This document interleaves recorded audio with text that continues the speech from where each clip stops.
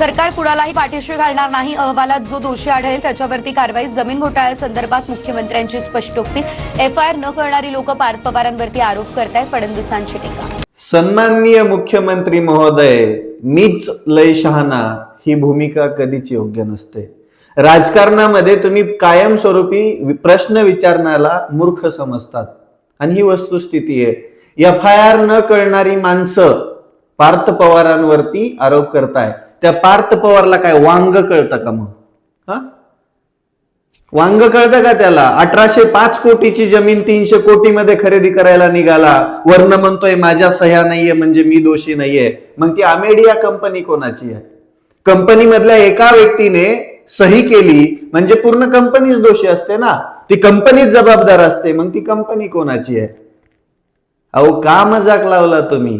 प्रत्येक वेळेस तुम्ही सामान्य माणसाला किंवा विरोधकांना किंवा सरकारला प्रश्न विचारणाऱ्या माणसाला तुम्ही मूर्खात काढतात. नवे तुम्ही तुच्छ समजतात त्या व्यक्तीला. एफआयआर कळत नाही एफआयआर न कळणारी माणसं पण प्रश्न विचारतात म्हणे. काय बोलावं तुम्हाला? धन्य तुम्ही आणि धन्य तुमची हुशारी. या महाराष्ट्रामध्ये नव्हे, या पृथ्वी तलावावरती फक्त एकच हुशार माणूस वाचलेला आहे, ते म्हणजे तुम्ही.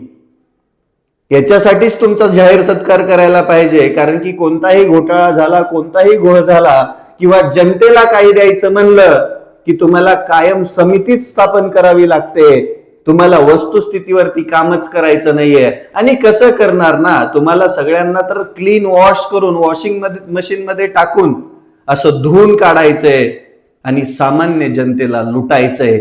तुम्हाला सामान्य माणसं, प्रश्न विचारणारी माणसं तुच्छच वाटत आहेत.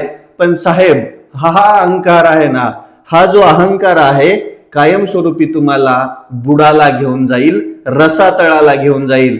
ज्या दिवशी अहंकार माणसाच्या डोक्यावरती चढतो त्या दिवशी भला माणूस आजपर्यंत तरी उद्ध्वस्त झालेलाच आहे. आणि एक गोष्ट लक्षात घ्या, न कळणारी माणसं पण प्रश्न विचारतायत कारण की त्यांना सगळंच कळतंय. कळत तर बहुतेक तुम्हालाच काही नाहीये.